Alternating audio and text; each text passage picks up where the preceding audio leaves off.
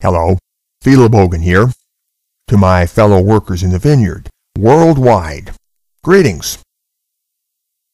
Today's talk is titled Feminist Colonization of Human Communities. The feminist master strategy is to colonize every discernible human group, tribe, or community it can lay its hands on. By so doing, the feminists both extend their influence and destroy another non-feminist power base. The interesting thing is that they are not particular about who or what they infiltrate. They care only that another power base has been knocked out of commission. For example, it's all the same to them whether they colonize the Catholics, the Lutherans, the pagans, or, get ready, the atheists. There is, at most, a thin dime's worth of difference between a Catholic feminist, a Lutheran feminist, a pagan feminist, or, get ready, an atheist feminist. Now, you might think there are critical differences among the aforementioned groups and many others we could name, but if you are a feminist, all of that pales to insignificance in light of the real feminist mission, which is to spread feminist power and control into every discernible human group or community, and to render these worthless as non-feminist organizing venues. So in the end, the Lutheran Church will be colonized by feminists with a radical, innovative theology. And little by little, whatever is essential to Lutheranism will be cut out of the loop and discarded, and you'll end up with something that is Lutheran in name only, but certainly nothing that Martin Luther would sign his name to.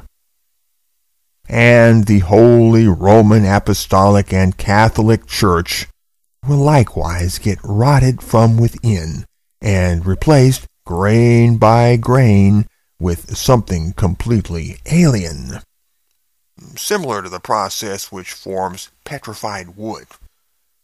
And you will end with something that is Catholic in name only, but certainly nothing that St. Augustine or St. Benedict or the Apostle Paul would sign their names to.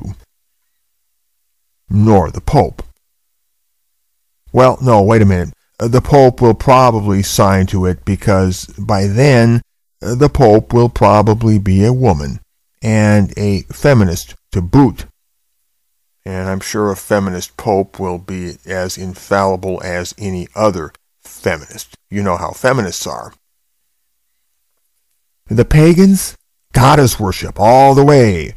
The divine feminine trumps all. Lunar moon battery from wall to wall. Again, you get the idea. And that brings us to the atheists.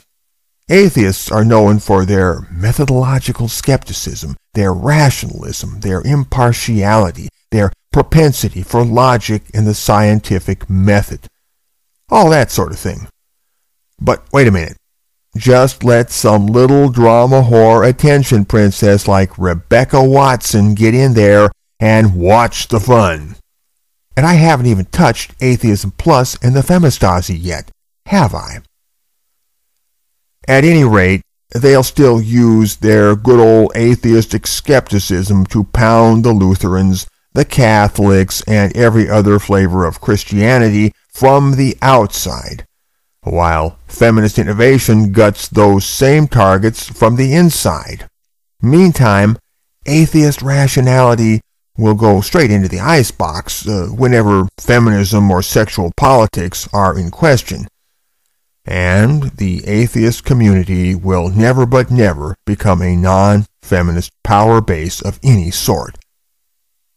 In the end, each of these groups and communities, and many more besides, will be exploited for any feminist purpose that is deemed expedient, crippled as a potential non-feminist power base, sucked dry of whatever is essential to it, and finally discarded, as you would toss away a melon after scooping the pulp out. The so-called Lutheran feminists and the so-called Catholic feminists would then be so little different that they could roll their churches into one and hardly anybody would make a squeak about it. By then, they would be pagan in all but name. So they could easily invite the officially pagan feminists to join the club.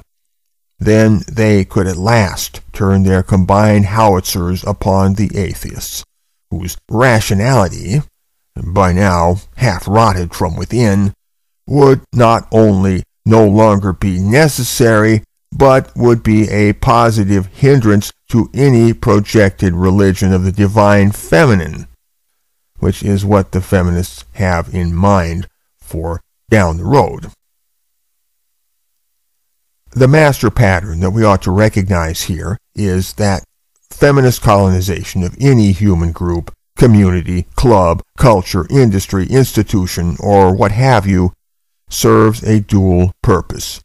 Firstly, it dismantles non-feminist space.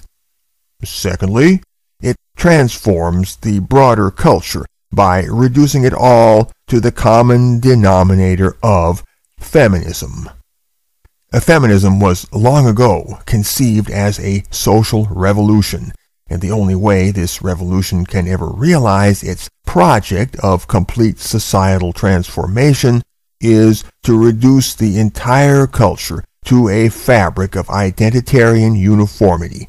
But in a culture as diverse as ours presently is, the only way to make that happen is to take control of non-feminist diversity, module by module.